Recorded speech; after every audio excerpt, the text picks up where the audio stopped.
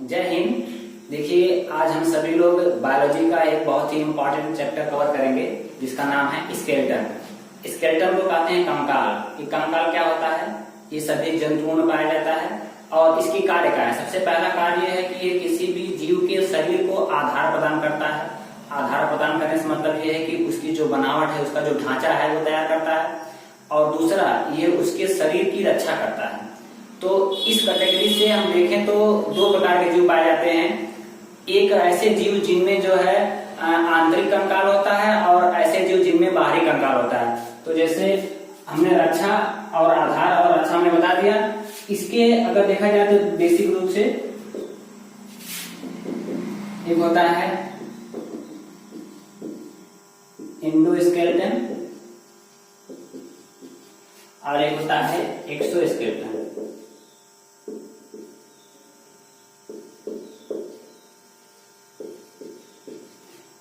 देखो, एक्सोस का मतलब होता है बाहरी और एंडो का मतलब होता है आंतरिक।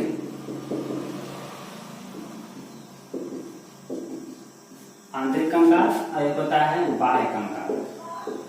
बाह्य कंकाल। देखिए, अब थोड़ा समझते हैं 1 मिनट में हम लोग कि आंतरिक कंकाल और बाह्य कंकाल क्या होते हैं।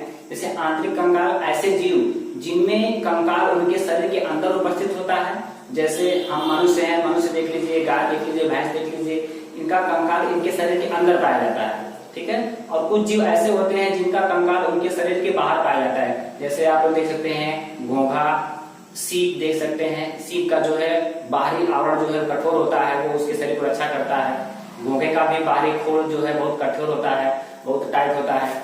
इस तरह से और भी कुछ जीव होते हैं जैसे कीट। कीट में जितने भी चीजें आते हैं, मच्छर हो गया, मक्खी हो गया, और टिड्डा जिसको हम लोग सुग्गा बोलते हैं, हरे कलर का होता है। उनको अगर हम मारते हैं तो फटाक से जाके दूर गिरते हैं, लेकिन वो मरते नहीं, क्योंकि उनका जो बाहरी कंकाल है उसको वह सहन कर लिया है।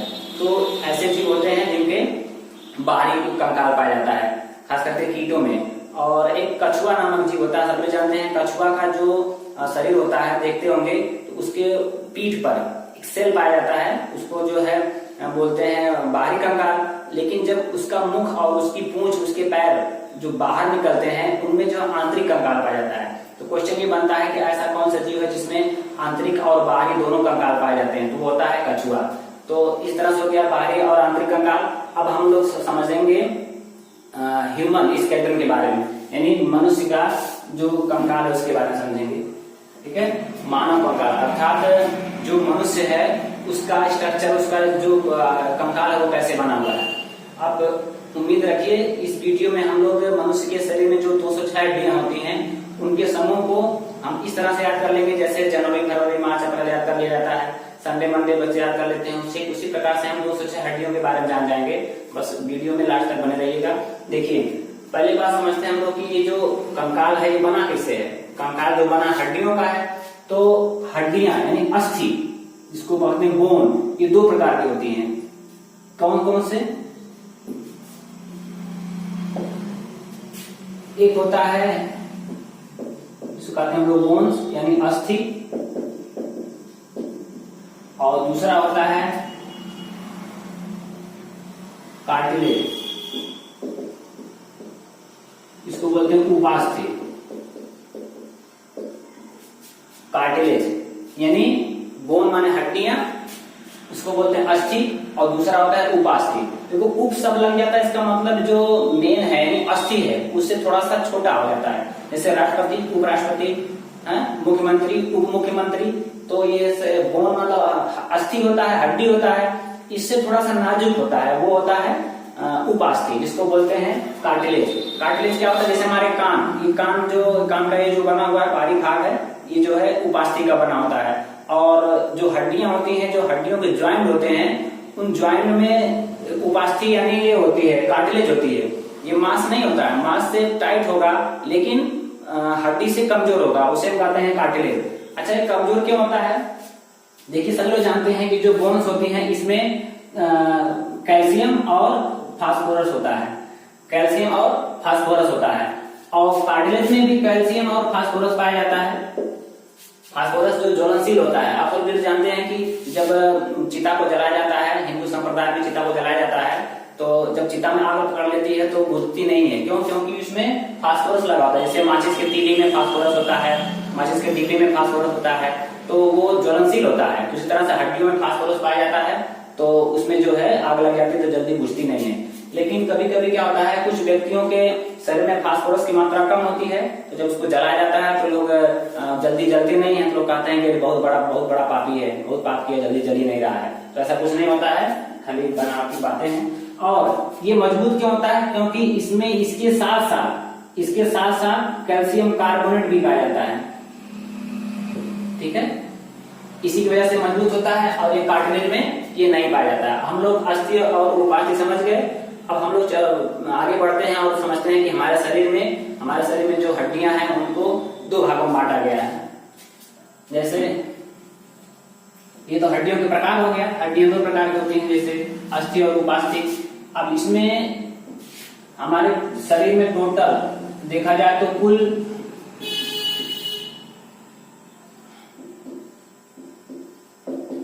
हड्डी होती है 206। हालांकि ये प्रश्न पूछा जाता है कि बाल्यकाल में यानी नवजात शिशु के शरीर में कितनी हड्डियां होती हैं, तो वो 300 होती हैं। 300 ये भी प्रश्न पूछा गया है। ठीक है, तो नवजात के शरीर में कितनी हड्डियां होती हैं? 300, क्योंकि वहां पर जो हड्डियों आपस में ज्वाइंट नहीं रहती हैं। हड्डियों कई भाग होते हैं। जैसे हम लोग पढ़ेंगे रीढ़ की हड्डी हमारे शरीर में, एक युवक के शरीर में 26 होती है, लेकिन रीढ़ की हड्डी बच्चों में 33 होती है। इस प्रकार से सब जगह से हड्डियों की संख्या अधिक रहती है, कुल मिलाकर 300 हो जाती है। ठीक है, अब इसमें 206 में हम लोग दो कैटेगरी पढ़ेंगे।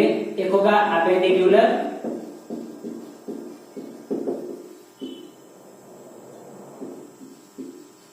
अपेंडिक्यूलर को बोलते हैं उपांगी। क्या बोलते हैं? सॉरी, उपांगी बोलते हैं, उपांगीय। और एक होता है एक्सियल, इसको बोलते हैं अक्षीय। क्या बोलते हैं? अक्षीय। देखिए, जो अपेंडिकुलर होता है इनकी संख्या होती है 126, और जो अक्षीय होती है इनकी संख्या होती है 80। दोनों को जोड़ेंगे तो मिलकर के 206 हो जाएगा। 126 प्लस 80 बराबर 206। अब उपांगी यानी अपेंडिकुलर क्या होती है? यानी हमारे शरीर के वे अंग जो हमें गति प्रदान करने में सहायता करते हैं। जैसे हमारे हाथ और हमारे पैर हो गए, ये शरीर को जो है गति प्रदान करने में काम करते हैं। हमारे शरीर को जो हाथ है कुछ पकड़ने में सहायता करता है, पैर दौड़ने में, रनिंग करने में काम करते हैं।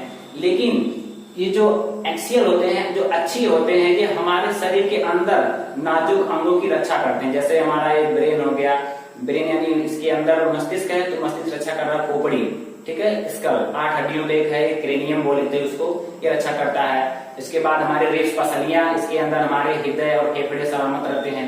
तभी हम कहते हैं कि हमारे दम है, यानी हम अगर किसी को कहे दम यहाँ मार के दिखाओ, यहाँ मारेंगे सांस लेगा, लेकिन गलत से अगर पेट में मार देंगे तो पेट में हड्डी नहीं होती है, तो चोट लग जाएगी वो तेजी से।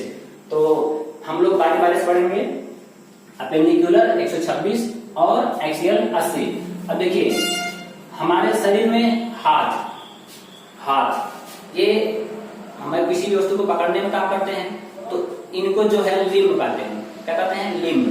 तो हमारा हाथ ऊपर है तो कहेंगे अपर लिम्ब, और जो नीचे है हमारा पैर, इसको कहेंगे लोअर लिम्ब। लिम्ब माने अंग होता है। ठीक है, तो हम लोग पहले देखते हैं हाथ कितने हैं? हाथ 2 होते हैं, लेकिन एक हाथ का सीक्वेंस हम लोग याद करेंगे, उसके बाद 2 से मल्टीप्लाई कर देंगे। तो हाथ में टोटल हड्डी की संख्या होती है 30। हाथ में कितनी हड्डियां होती हैं? 30। अब देखिए, अब हम जो है हाथ की हड्डियों को याद करते हैं। ठीक है, हाथ में हड्डियों की संख्या कितनी होती है? 30 एक हाथ में, और दोनों हाथ को मिला देंगे 60 हो जाएगा। तो पहले हम हाथ की गिनती करते हैं। हाथ में देखते हैं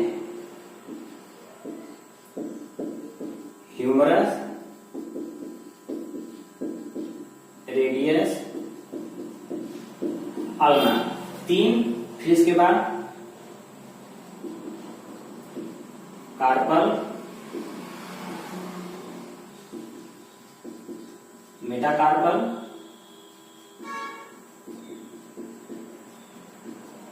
फ्लेंजिस। देखिए, हाथ में 6 प्रकार की हड्डियां होती हैं। ह्यूमरस, इनकी संख्या है 1।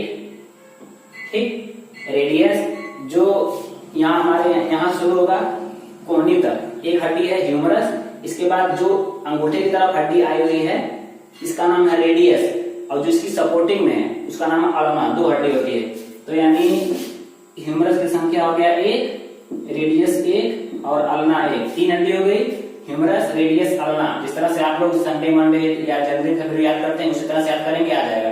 Humerus, radius, ulna, humerus, radius, ulna, 3 हो गया। Carpel, metacarpal, phalanges. कार्पल, का से कार्पल, का से कलाई, का से कार्पल, का से कलाई। अब कार्पल में होती है 8 हड्डियां। मेटा, बायोलॉजिकल टर्म में मेटा का मतलब होता है किसी चीज के आगे। कार्पल तो 8 हड्डियां होती है। मेटाकार्पल मतलब कार्पल के आगे यानी कलाई के आगे 5 हड्डी। कितनी हड्डी होगी? 5। फ्लैंजेस में 14, फ्लैंजेस में 14, हमारे ये उंगलियों में 14 हड्डी है। फ्लैंज मतलब यहाँ फिंगर समझ लीजिए, इसमें 14 उंगलियां होती हैं। 3 इसमें होती है, 4 में 12 हो जाएंगी, तो इसमें 3 नहीं होती, ठीक है, इसमें 2 ही होती है क्योंकि तीसरी सीधे से जुड़ी है, मेटाकार्पल से जुड़ी है। अब एक हाथ में 30 हड्डी हो गई, गिनती करिए, 3 8 3 11 5 16 16 14 17 30। याद कैसे करेंगे? Humerus, radius, ulna, humerus, radius, ulna, यहाँ से humerus, radius, ulna, humerus, radius, ulna, carpal, metacarpal, phalanges, carpal, metacarpal, phalanges. अब हाथ में जो है देखिए हमारे 2 हाथ होते हैं तो 2 से गुणा करते हैं, हो जाएगा 60 हड्डी हो गई। अब हम देखते हैं पैर में, पैर में भी हड्डी की संख्या होती है 30। बनाने वाले ने बहुत समझदारी से बनाया है, कुदरत ने, प्रकृति ने बनाया बहुत समझदारी से। 30 हाथ में तो 30 पैर में भी दिया है। अब इसका देखते हैं, फीमर, पटेला,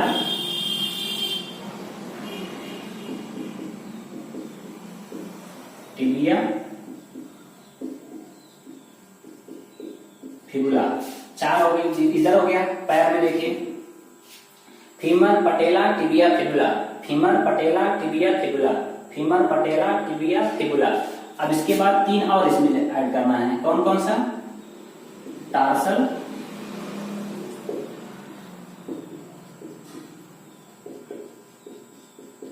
मेटाटार्सल, फ्लैंजेस। इसमें भी उंगलियां हैं, इसमें भी, इसका भी नाम फ्लैंजेस हो जाएगा। तो इसको कैसे याद करेंगे? फीमर, पटेला, टिबिया, फिबुला, एक सांस में फीमर, पटेला, टिबिया, फिबुला, फीमर, पटेला, टिबिया, फिबुला, फीमर, पटेला, टिबिया, फिबुला। इसके बाद tarsal, metatarsal, flanges, tarsal, metatarsal, flanges. और संख्या देख लीजिए, फीमर की संख्या 1, पटेला 1, पटेला, फीमर मतलब जांघ की हड्डी, जांघ की हड्डी को फीमर कहा जाता है, सबसे बड़ी हड्डी होती है शरीर की, याद रखिएगा, प्रश्न कई बार पूछा गया है। पटेला जो हमारे घुटने पर गोल सी हड्डी होती है, कटोरी नुमा रचना होती है इसकी, इसको कहते हैं पटेला। टिबिया जो हमारे पैर के सामने बड़ी वाली हड्डी होती है और ये सबसे चमकदार हड्डी होती है, इसका नाम है टिबिया। देखिए जैसे हाथ में कार्पल, का से कलाई, का से कार्पल, उसी तरह से टार्सल है, टा से टखना, टा से टार्सल। लेकिन इसमें कार्पल में 8 हड्डी होती है, लेकिन इसमें केवल 7 हड्डी होती है। इसके बाद मेटाटार्सल, जिस तरह से मेटाकार्पल था उस तरह से मेटाटार्सल में भी 5 हड्डी होती है। और फ्लैंजेस में 14, जैसा कि हाथ की उंगलियों में 14 थी और पैर में भी 14 होती है। इस प्रकार से आप सीक्वेंस याद करेंगे, फीमर, पटेला, टिबिया, फिबुला, फीमर, पटेला, टिबिया, फिबुला, 4 हो गया। इसके बाद टार्सल, मेटाटार्सल, फ्लैंजेस। तो ये फीमर, पटेला, टिबिया, फिबुला एक है, टार्सल 7 है और मेटाटार्सल 5 है और फ्लैंजेस 14 है। देखिए हम लोग जो है अपेंडिकुलर की यानी 126 हड्डियों में से हमने 120 हड्डी को जान लिया है, ठीक है। 30 इस हाथ की, 30 इस हाथ की 60 हो गई और 60 पैर में दोनों मिलाकर के 120 हड्डी हो गई। अब हम लोग देखते हैं ये कि जो हमारा हाथ है ये आगे कहाँ पर अटैच कहाँ पर होगा, जुड़ेगा कहाँ पर। जो हमारा हाथ है वो आगे जुड़ता है स्केपुला, इसको बोलते हैं, क्या बोलते हैं? स्केपुला। स्केपुला को बोलते हैं हम लोग हिंदी में अंश मेखला, अंश मेखला, जिसको हम लोग पखुरा बोलते हैं, पखुरा। इसकी संख्या कितनी है? 2 है, क्योंकि 2 हाथ है। फिर इसके बाद हाथ आके जुड़ेगा स्केपुला में, तो पैर भी तो आके कहीं जुड़ता है, उसको बोलते हैं पेल्विक। इसको बोलते हैं श्रोणि मेखला।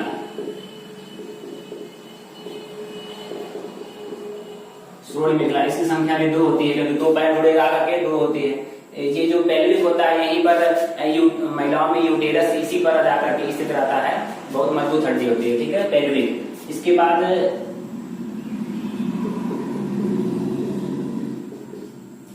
कैल्विकल, इसकी भी संख्या 2 होती है। इसको एक और नाम जानते हैं ब्यूटी बोन, हम लोग कह सकते हैं ब्यूटी बोन।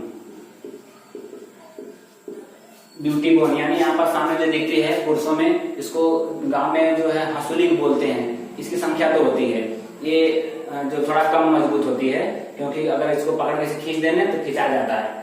तो कैल्विकल 2, इस तरह से 2 2 4 2 6 हो गया। अब देखिए 60 यहाँ पर, 60 यहाँ पर 120 और 6 126, यानी 126 हड्डी हमने अपेंडिक्यूलर यानी उपांगी में हमने पढ़ लिया है। ठीक है, अब हमको पढ़ना है एक्सियल में। तो अगर ये हम पूरी वीडियो बनाते हैं, एक ही वीडियो में सब कवर करेंगे तो वीडियो ज्यादा लंबी हो जाएगी। तो अब हम लोग एक्सियल को नेक्स्ट पार्ट में पढ़ेंगे। तब तक हमारे वीडियो को अगर अच्छा लगे तो शेयर कीजिए, लाइक कीजिए, और अगर हमारे चैनल पर आप नए हो तो सब्सक्राइब करना बिल्कुल ना भूलें। मिलते हैं नेक्स्ट वीडियो में, तब तक के लिए जय हिंद।